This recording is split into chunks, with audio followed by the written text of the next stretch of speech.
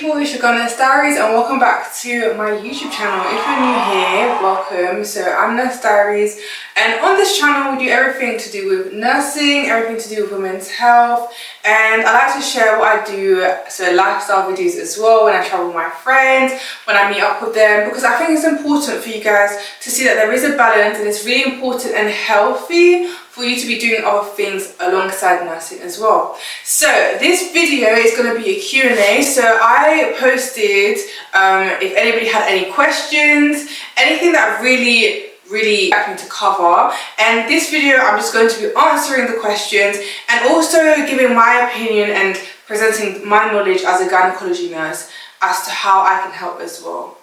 So let's start off and get the questions. Okay, so the first question, somebody asks, how was my experience as a newly qualified nurse versus now? Do I think I have learned a lot since qualifying? So I was actually filming just now with Nurse Agogo. So this question is quite funny because I've literally just sat here and heard her experience as being a newly qualified nurse. Believe it or not, it's actually been 3 entire years since I qualified. But how do I feel like now in comparison to 3 years ago? I would say 3 years ago, I was just learning to find my feet. I feel like I didn't even know where my feet were. I was like a sponge that was literally just trying to soak up all the information, trying to learn how to manage different situations.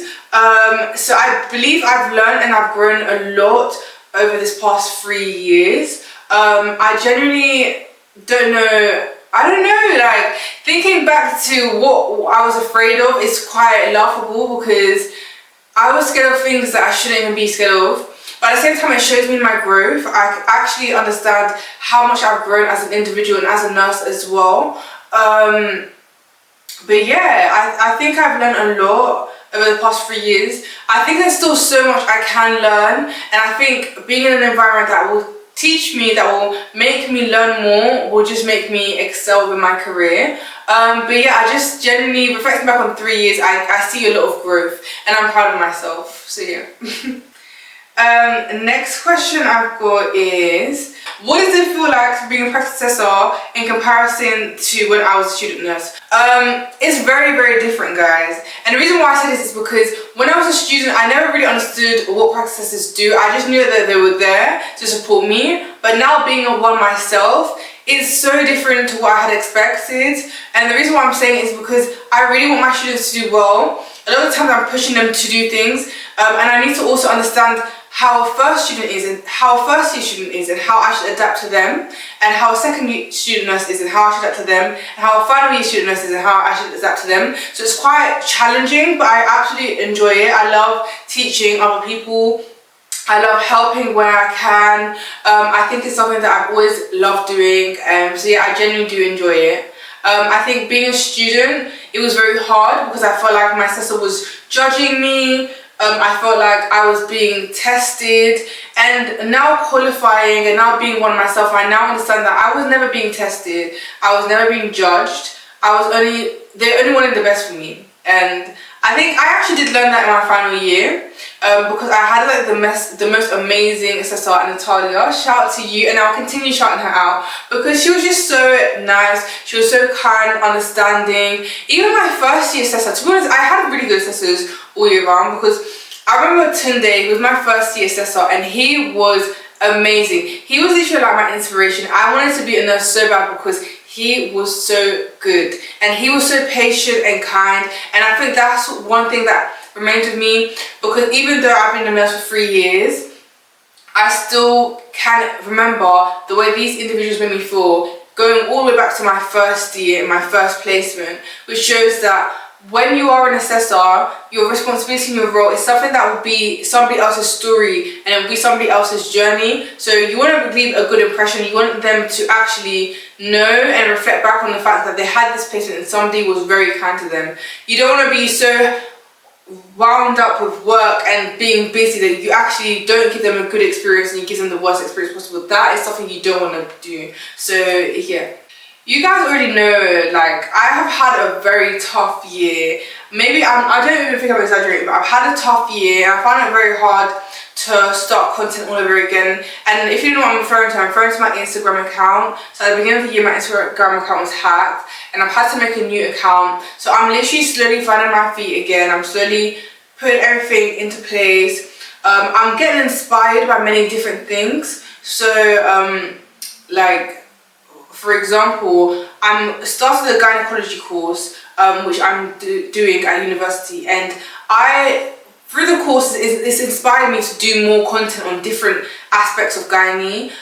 So yeah, and even finding more like-minded people. I found somebody in my class who is really passionate about uterine fibroids, which is something that it's not really spoken about that much. So finding all these different inspirations is really helping me and really navigating how I want my content to look like and what I really want to do with my channel and with my page as well. So I think that's something that's really uplifted me, and definitely will get me through all of this struggle and hardships that I've been facing as well.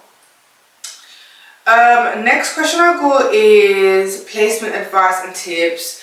Placement advice and tips, I would just say be prepared. Pack your bags early, so don't pack on the day. I'm saying this and laughing because I was packing it on the day, but I think it's really helpful to pack the day before or the night before, just so that you know when you wake up in the morning everything's already in your bag, because a lot of the time I would forget things, and that's normal. But yeah, if you do it the day before, at least you know everything's there.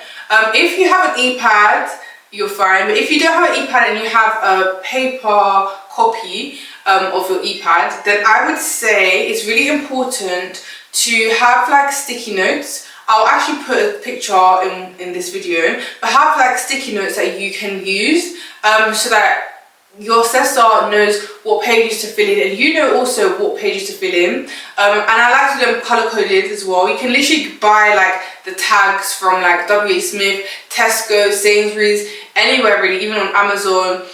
They're not expensive, and they really do help with you being organized as to what you need to do, what has been done, what hasn't been done, what needs feedback on. So yeah, I would definitely advise that.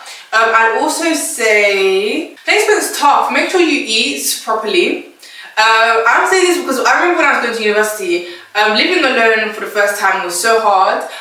So I wasn't even making like prep food and stuff. And as a student, I'm not even getting paid to be there, and I'm spending money in the canteen. So it all actually accumulates. So I'd say try your best to make some prep food before going to placement. It will save you a lot of money, and you'll thank me. If you watch this video and later you realize you've saved a lot of money, come back and put a comment, because I promise you, you will save a lot from actually making your own food than from the canteen. And the canteen in hospitals, I don't know why, but they're very, very expensive. So yeah, you will save a lot, trust me. Next question is about nurse diaries, what I want to do for the page. So as I said before, I'm starting again, and I really want this page to be informative for everybody. So I want students to come onto this page and look at this page as an inspiration, look at this page as somebody who has been a student, who's documented her life as a student nurse, who's graduated, who's accomplished such amazing things. I want students to be inspired and think that they can do anything they want to do if they put their mind to it, because that's what I've always said, and that's what I will continue saying until I reach my goals.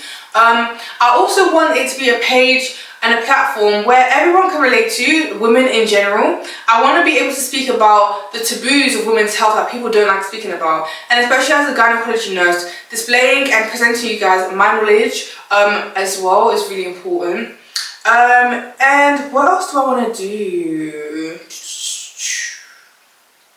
I think I want to also showcase nursing. I think nursing is something that is tough, but I think there's a beautiful side to nursing, and that's why I do talks of nurse diaries, because I want other nurses and people working within the healthcare sector to really show what they do, because I think it's amazing and it's beautiful, and a lot of people don't really understand the role of a nurse, the role of a healthcare assistant, the role of so many different professionals. So I want to be able to really expose that onto this platform as well. Somebody asks why I always do night shifts. Guys, I don't... Oh my gosh, I don't always do night shifts. I actually do day shifts and night shifts. I just find it easier when I have a night shift to speak to you guys. And the reason why is because I have more time like preparing for my night shift than when it's in the daytime. Like when it comes to day shifts, I tend to be rushing to go to work, so I don't end up filming anything. But I will try, you heard it here, I will try and provide more content for you guys when I'm going to a day shift. Just for you guys, just for you. So I think this is the last question now. What do I see for myself in 5 years' time? Guys, I'm someone that doesn't even like looking into the future too much. And the only reason why I'm saying this is just because I feel like, I don't know. In 5 years' time, it's a long time away. I'll be 30, or almost 30, which is scary. But yeah, I just want to be in a place where I'm genuinely happy with what I'm doing. I've achieved my goals when it comes to my career. I'm not saying that I'll stop there, but there's certain goals I believe by then I should have had ticked off. And I'm making a positive change to the community. And hopefully Nurse Diaries is even bigger and better than how it is now.